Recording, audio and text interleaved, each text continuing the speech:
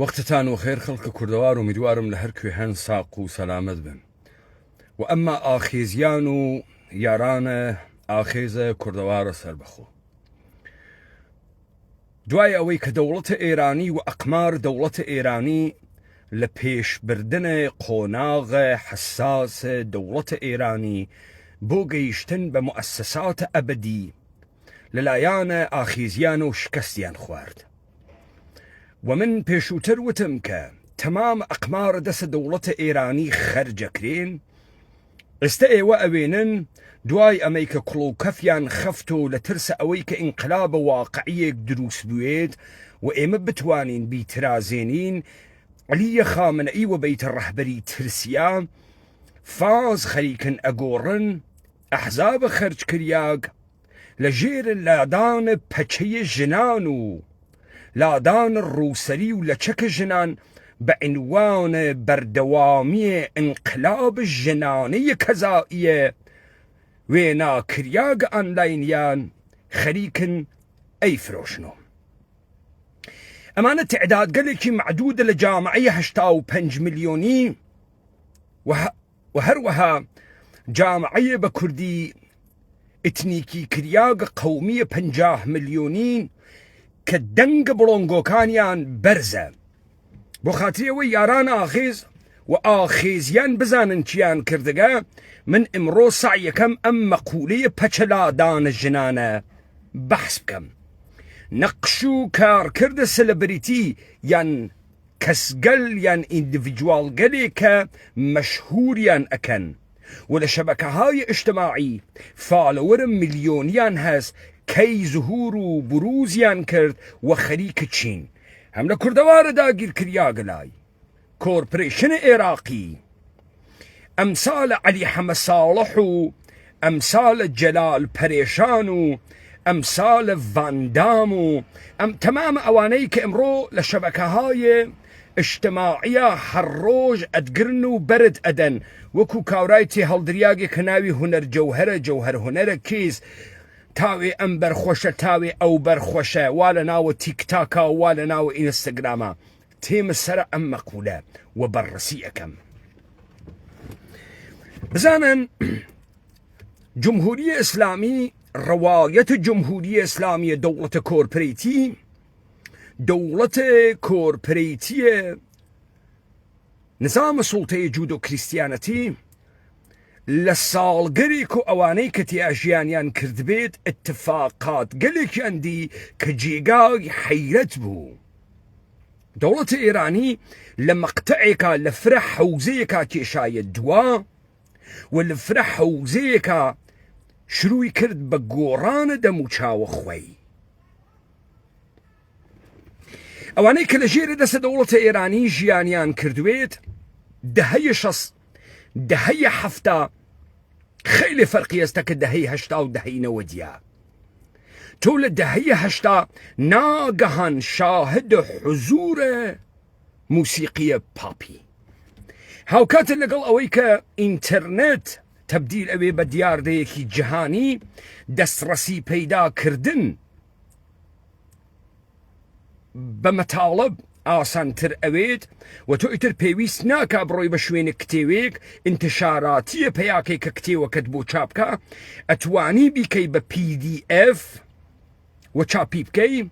و لە ناوە ئینتەرنێتا دایبنێ دەوڵەتە ئێرانی هەوسار شلەکات.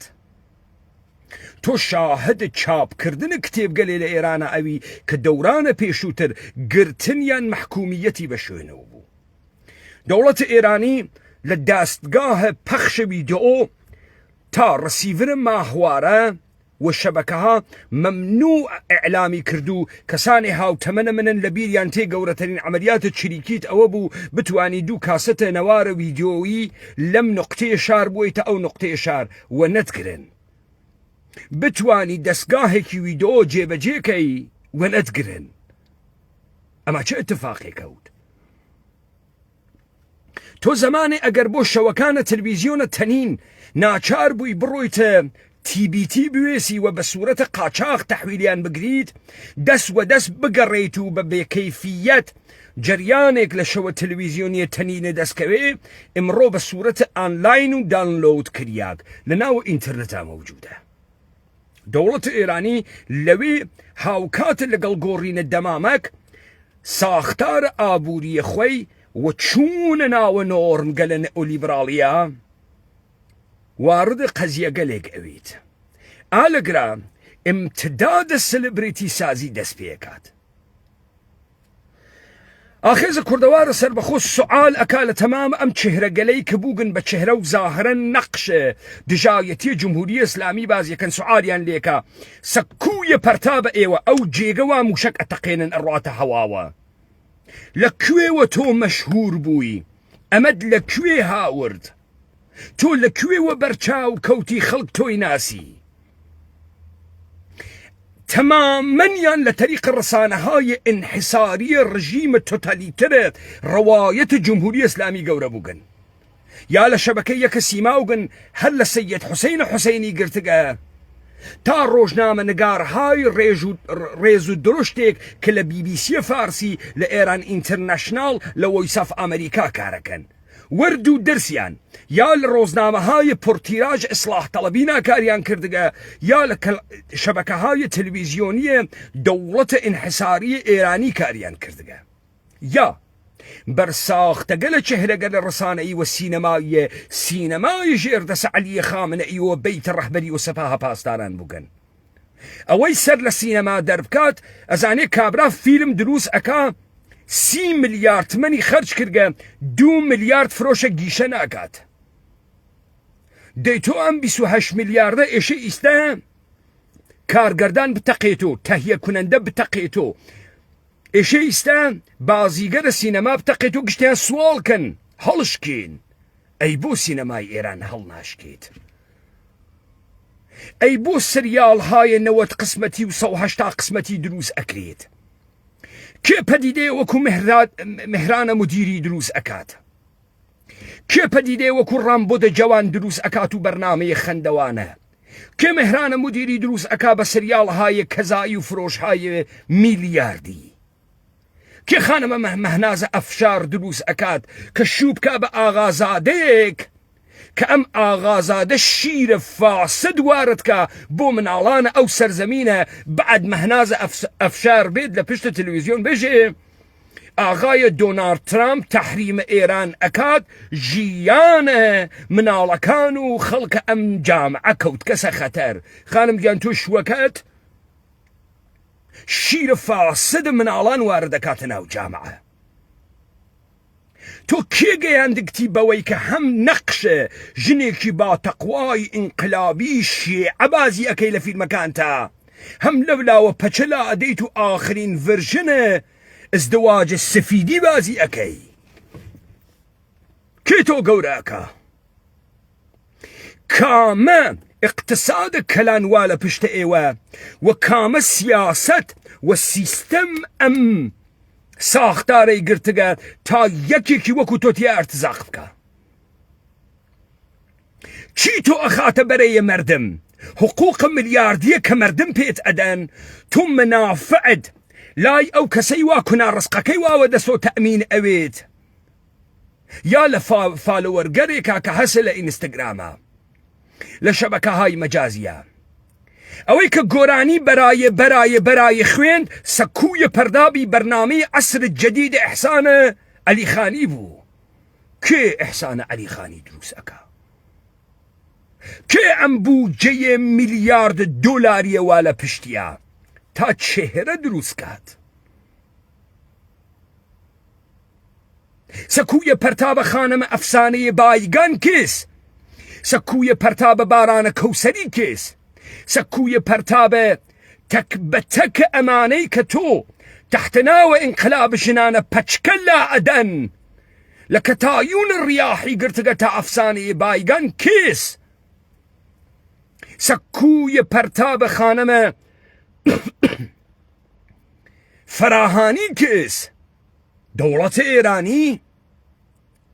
پول السپاه پاسداران كيس اي بو ام سيستم سينمائية بهرام بيزايتيانية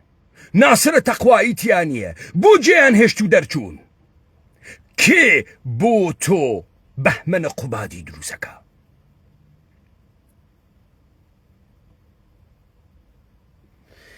لە دەوڵەتە ئێرانی موسیقی فقط موسیقیە سنەتی بوو کتێو فقط کتێوە ئیسلامی و عەلیە شەریعەتی بوو ئێستا کتێوە کاپتاڵە مارکس دەرس ئەدرێت لە دانشگای عەلامەی تەباتەبایی دانشگاهە ئازاد دانشگاهە پەیامەنوور کامل لە ئێوە فکر ئەکا فرە چەپ بازە دا بڕوات لەگەڵ دانشجویانێکا کە بە تەفاسیرە مختلف کاپتاڵە مارکسیان بۆ تەفسیرەکەن دانیشی قسە بکە بزانم ئەوان زیاتری لێ ئەزانن یا ئەمان زیاتری لێ ئەزانن ئێژێ من کۆمۆنیستم و هەڵهاتکەم فرە خەتەرناکەم جدەن تۆ فرە خەتەرناکی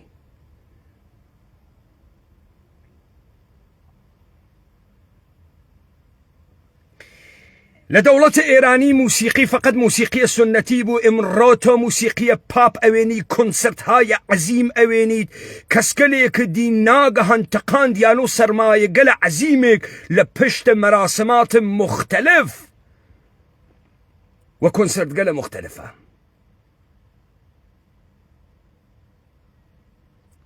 تۆ لە حەوزەیە سینەما سنەت شکێنیەک ئەوێنیت بەناوە سینەمای خانگی سریالهای نەوەت قسمەتی لە حرامزادگی و ڕەوابەتە سەکس زوزەنەقەی لە ژێرە دەوڵەتە ئێرانیە گرتگە تا ئەنوا و ئەقسامە پەدیدەهایە کە تۆ گەرەکتە بە جامعە تەحمیلی کەی لە سریاڵە ئاغای مهرانە مدیری گرفتە کە معلمێک تێرێ و ئێژی کێ ئێژێ شرافەت ئەز ئانە کەسانێکە کە گەرەکیانە شرافەت من زندگیکەن ئەم مەردمە فرسەتیان بۆ پەیانەوگە بێشەرەفون وەگەرنە گشت کەسێ پۆتەنسیێڵە بێشەرەف بوونی هەست ئەمە چییە خاتە ناوە زەهنە تۆ لە جامعەیەکە جامعەیەک دروست ئەکات لە تاکە ئیندیڤیدواڵە هاڕیاگە بدونە هیچ سنوورێکی ئەخلاقی لە کاتێکا کە جامعە و حەقیقەتە جامعە وان نییە جامعە ئینسانە باشەرەفیشی واتیە جامعە پڕە لە ئینسانە گەورە بە ژن و بە پیاگیەوە بەڵام کێ تێبمبارانە ئەو مەردمەکات کێ مهرانە مدیری بە بوجێ سەدا و سیمای جمهوریە ئیسلامیە ئێران یعنی بوجێ مستەقیمە سەپا پاسداران بڵدۆ کات و گەورەیە کاتۆ تا لە ئینقلاب ژنانەیە تۆ بێت بێژە سەدا و سیما حەقینیە تەسویرە من پەخش کاتۆ جدەن تۆ ناگەهان انتخابات ریاست جمهوریەک ئەوێنی کە منازرەیە تەلەڤیزیۆنیەکە بۆ تۆ زەمان ڕەفسنجانی جۆرئەتت ئەکرد بێژی ڕەفسنجانی بانە چاوی ئەبرۆس ڕئیس جمهورە جمهوریە ئیسلامی پیای ئەحمەقێکە پیای دزێکە پیای فاسدێکە ئەی چۆن لە منازراتە تەلەڤیزیۆنیە کەڕووبی و ئەحمەدی نژاد و موسەویە ئەحمەدی نژاد عەکس ژنەکەی موسەوی دەرهاوردووە مین و ژووپایی و بگەم ئەم نەمایشکە لە تەلەڤیزیۆنیە لەکەی هاتە ناوە جمهوری ئیسلامی مەردمە قارەمان هاوردی یا ساختار قودرەتمەندێک کە مناسباتە ڕەنتیەری اقتصادی سیاسی و ئەجتماعی بەرقەرار کردبوو کێ هاوردی کێم قسەیە خستە سەر زوانە حەسەنە ڕەوحانی کە ژە لە سەرە مناڵەکان جوانەکان کەی کێشەی جمهوری ئیسلامیە ژەلی لێ ئەدەی ژەلی لێ نادەی چاو دەرەهات مەگەر هەر ئەم جمهوری ئیسلامیە هەر ئەم ڕئیسیە جنایەتکارە هەر ئەم زاهد کەلبە حوسەینە نەبوو لەگەڵ تەتەلو بەددەهەنتەرین بێتەربیەتتەرین خانەندەیە ژێرزەمینیە ئێرانی لە ڕقابەتە انتخاباتی ئاستفادەی کرد مەگەر ئێمە لە بیرمان نییە ئێستا ئێوە قژە ژنانتان هاورگە سەدەر و ئەرکانە عەلیە خامنەئی کەوتە خەتەر ئەی ڕەوابەتە جنسی و عەکسە جنسیە سەحەرە قوڕەیشی و تەتەلو تێتە دەرۆ ئەرکانە ستونە حکوومەتە شیعەیە وولایی ناخاتە خەتەرۆ چۆنەکە ئاغاوا لە ناوە تورکیە پاڵی داگەسە و سایتە قومارە سبای پاسدارانەواتە ڕێوە چۆن ئەم سلبریتیە ئینستاگرامیانەی لە تاران پاڵیان داگەس و لە ڕەوابەتە سەکس گروپە تا لو روابط السوابة يعني آلو غور كردنوي جني يكتري تك يكتريا بس صورة أونلاين شركة كان تا مشتي دولة زادي بيداي كوباوك كبروتي وبسوتيان وببيكيني لنا ودولة إيراني بالكوتغن أشعار مختلفة إيجن ونغز إيجن لنا وبايان تا خلق جذب كان وبينر جذب كان إذا تو تيهل درياغ قرق تبيجي نمايشات اعتراض نمايش درياغ بيت الرهبري خروج يكي بقو نتيجة بحجابي يعني ساختار توتاليتر دولة إيراني كتو لحرجي كيك أقصبكي روسا كشد مداخا مجال أداتو جوري كي تريش برخلاف منافع عملكي جدا ايوه خوتان يك تريبون تانية چنان توتاليتاريزم يكتان دروس كردگا كدنگي كي ترتي أقصبكات كبرخلاف قواعد بازية ايوه أقصبكات إسا پچلادان و لچکلادان جنان قهرمانيتي انقلاب بوغا يعني جنان دهي شست فرتي هل درياغون دهي نوت پتيان بريغا ده اگر دولت ایرانی گلک خریو بکاتو با چوار بسیجیه افسار گسیخته بهنیرید آتش به اختیار اسید کنم لدمو چاو چوار نفر قشبر لاکرا بزانم صحا جن و برقعتی تخیابان یا نه تخیابان ناچوانه بری پی بگری ايوه خليكن بلقاجي مانوا كان دواي خرجبونوي خوتان كاول فاسدينه بو ايمن نقشم سلبريتيانا نازانين جدا كتايون الرياحي افسانه بايغان باران كوسري امانه بوغنو بيامبران صلح و آشتي و حقوق بشر كورا لطول عمريا رينا كوت كسا ميدان خراسان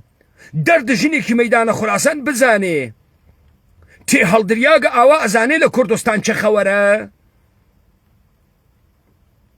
بحمن قبادي بكاتب ومستي اسبكاني بفيلم مزخرفكاني كلا انسان كرد انسان هارياغ دوا كوتغ تي هل درياغ اقب افتادي تجاوز بيكرياغي اداو درو نقل داستان كنشكا كان السني هاس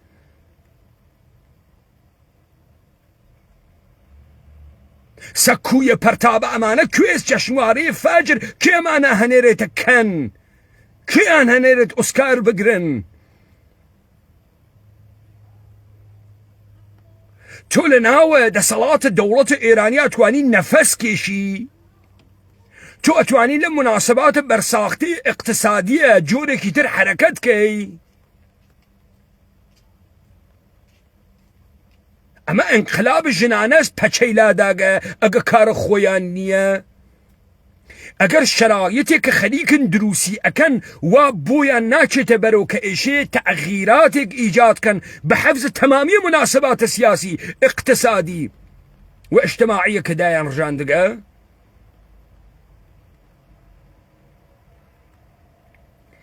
اما توانا بالقوية الرامبود الجوانا فرش شيرين ارستوى نا حسن يوسفي هاس قسي فرخوشا لانستغرام فالور اقريد يا برنامج خندواني شبكة سيس ببوجي ملياردية سپاه پاسداران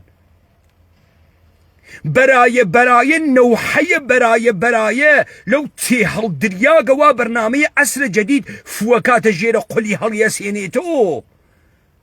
خيل تراني مهم يكو تقان ديوا براي كناي فاضلة و براي تختخا وخاري و براي كاندوم هاي برشده خيل قصة هاي مهم يكو دا أخدل ماني رجان جمهوري اسلامي قرتي مشهور بو جدا سكويم شهرته ايوه ولا كويم سكوي شهرته كامل رانت قوري ملياردي ولا پشتانا كون برچاو تال هر شوراي الشار بعنوان السلبريتية ورزشي دايقرن تال ما عندك مجلس تا پێغەمبەرانە و پێشکەوتووە مردم نامتعینە فاقد گزارش گمنام تو ئەزانی تەبەقەیە فەقیرە جامعە چی ئەکێشێ تو ئەسەن ڕێگەت کەوت کەسە جعفەراباد کەچەڵاباد چونکی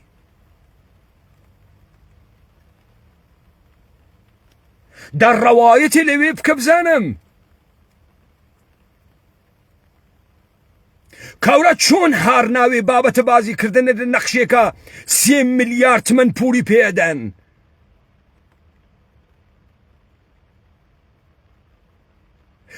کاورای سریاڵە فڵان بازیکەر وا ملیاردها تمەنی بابەتە سریاڵە ئاوەکیە مزەخرەفە خۆی گرتگە ناگەهان دەرەچێ حەمید خان ئینسانیەتی تەقیگە سۆ جدەن کێ حازرە 4-5 ملیار تمەن پوڵ باوە کاورا بابەتە قنگبادانە ناوە بەرە دووربین کە هیچ داهاتێکی نیە تەکە کامە سریاڵ لە دنیا گەرێکی ڕقابەت کات کامە فرۆش و کامە داهات تێرێت و ئەمە بیزینەسە یا زەهنیەت سازیە ئەم سینەمای ڕەنتیە خەیرەکەی وا لەکوێ خەیرەکەی وا لەسەر کۆرپۆرێشنە ئێرانیە کە ئەی هێڵێتەوە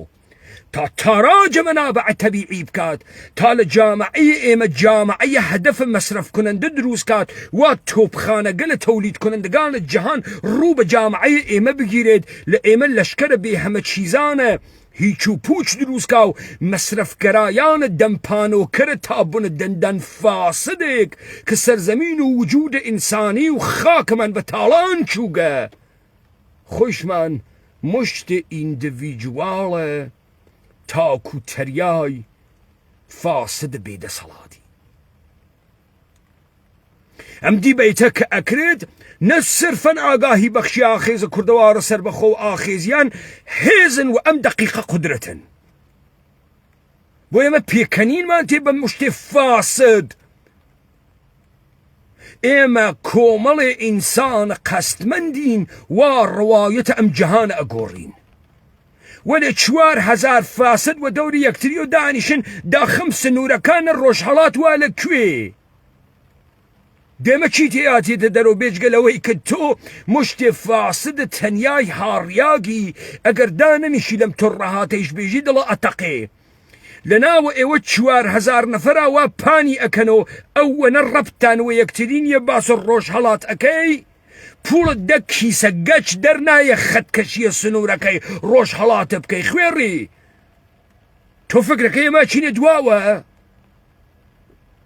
تۆ فکرەکە ئێمە تێڵین جارێکی تر ئێوەی خەرج کریاک سەر دەربێرن وەڵا ژنانە قەهرەمان پەچەیان لاداگە جدەن ئەی ئەم گشتە کتێوە چاپبوو کارەکێ بوو ئەی تەدریسە فەلسەفەیە ماتریالیستی کارەکێ بوو أي موسيقية بابو سينماي فاسد الرنتية دولة إيراني وتماما آسيبة كانوا انحرافات تبديل بداستان الشيرين أكا كاركيبو كاركيبو كارتوبو كار تقاضاي جامعة أبو جدا جامعة تقاضاي أكا أي شون فيلمك 2 مليار فروش قيشينية 30 مليار تمن 100 مليار تمن خرجي كرياغا مليار دينايرتو لقيشة شون إدامة بياكا صنعة السينمايوا شون تقاضا موجودة يا تو إيجاد التقاضا إيجاد النياز والدنيا ماتريكسي دروز أكي تا هرچي دنگا بيوي تدواوا جماعة بوفيوز منظر پورو زيبا كلامو ئەمانەی کە تۆ ئەیانوێنی ڕێز و درشتە حومایون و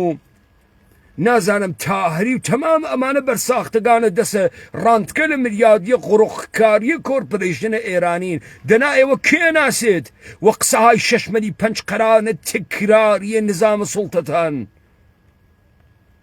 کێتان ناسێ کامە جەمعە قودرەتمەندە قەستمەندتان لێ هاتکەسە دەرەوە خەڵکی ئەیگۆڕێ خەڵک چۆن ئەیگۆڕێت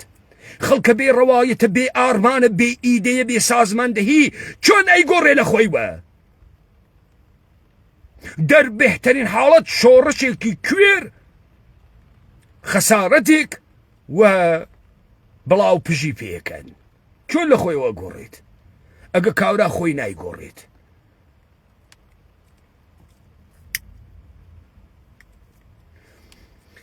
لەزا منم دیاردەمە بە سوورەتە کۆڕنۆمەتری باس کرد تا ئێوە بزانن ئەمانە وانە خزمەتە ساختارێکە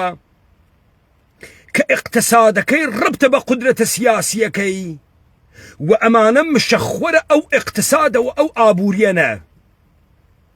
ئەمانە گۆش بە فەرمانە ئەو ئابووریەنە. تۆ لە سەرزەمینە ئێمە تەبەقەیە بورژوازیە بەرساختەیەک ئەوێنی کە ڕەندخارانە حاکمیەتن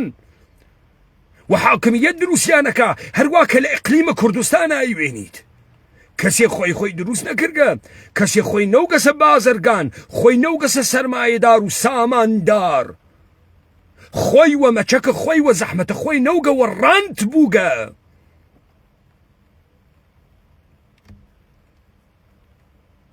تا تەرحێکی تر تا جریانێکی تر دروستکە تۆ لە عەلی حەمەساڵەحە حاسیبە و دەسە پوڵە نەوت حەساوکەرە فاسدت هەست.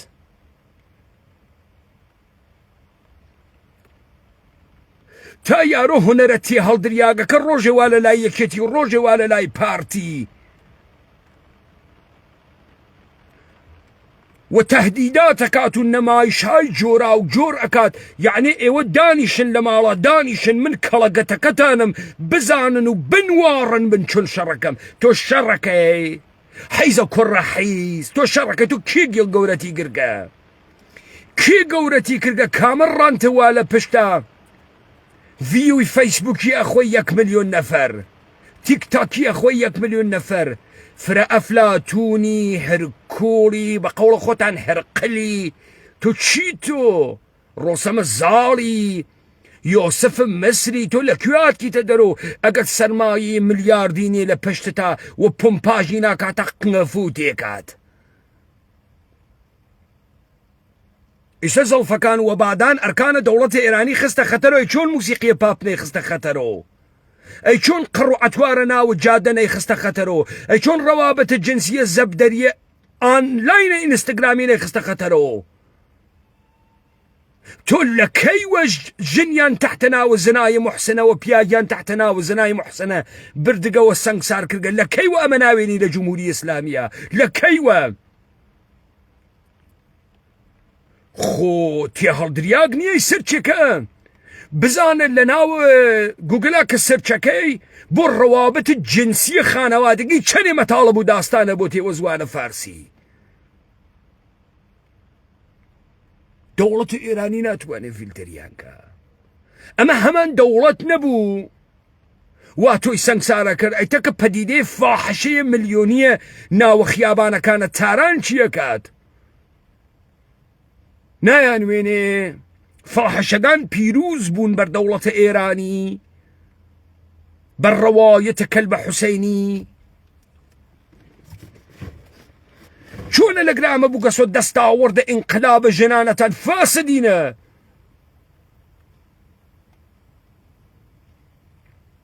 دانیشین دانە بەدانە ڕەوەندە 43 ساڵە گۆزەشتەی جمهوری ئیسلامی ئێمە ڕقەم لێبین.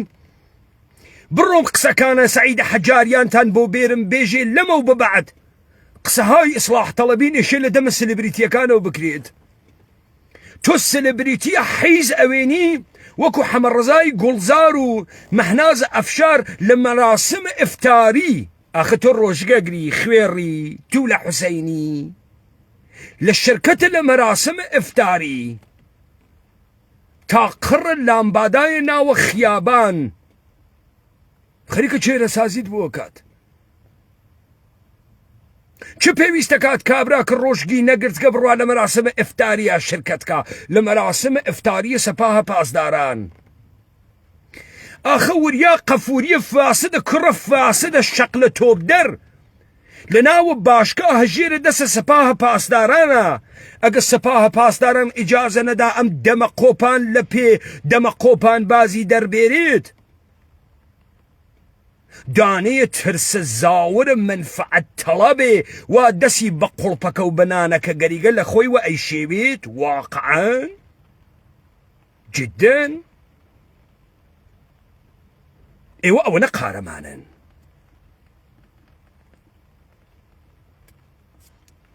قدرەتە واقعی ئێمەین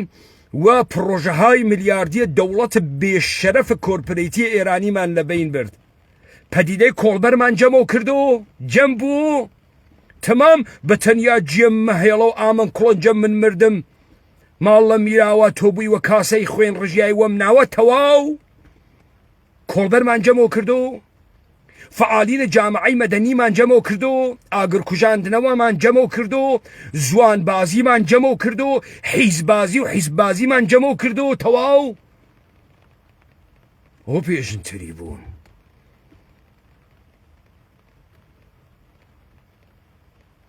ئەوە پێئێژن گۆڕینە ئەفکار عمومیە کوا دەوڵەتە ئێرانی لە تەریقە سلێبریتیوە خەریکە هدایەتێکە فکرەکەی پەدیدەی قەدیمیەکە یاڵەتە متحدەی ئەمریکا ئەفغانستانە و بۆم بۆ ئەکێڵێت و بەهانەیە حەقانی مەراسمە زەماوەند 300 نەفەریتی ئاکوژێت بعد ئەنجلینیا جولی بۆ ئەهەنێرێ کودەکانە برسیە ئەفغان نان بدات. جداً ئەنجلینیا جولی بۆ CIA کار ناکە بۆ نظام سڵتە کار ناکە اقتصادێکی قدرەتمەند بە هەدەفێکی مشخص و ئەمانە ناکاتە پەدیدە تا ئێمە تەماشایان کەین مشتی ئۆستوخانە سیلیکۆنی بڕاستی بە نەزەرمانە و جوانە قنە قوتە کیم کارداشیان خەیلی پەدیدەی عەزیمێکە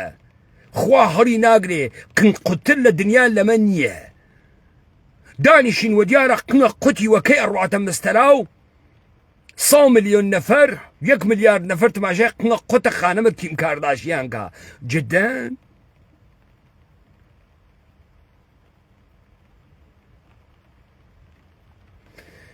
یاران ئاخێزە کوردەوارە سەربەخۆ ئەحزابە خەرجکریاگە چولەیە هەزارۆمە دەسە نظامە سڵتە و دەوڵەتە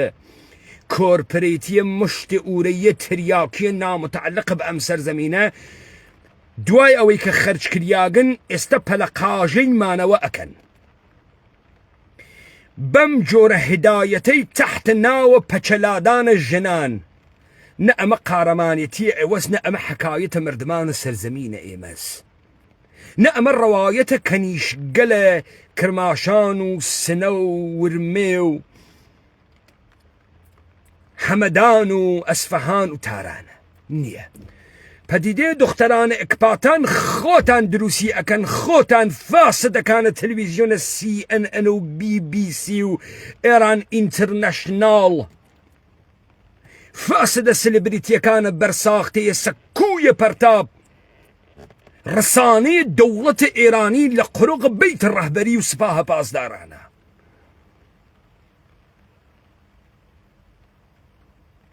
متوجه بووین؟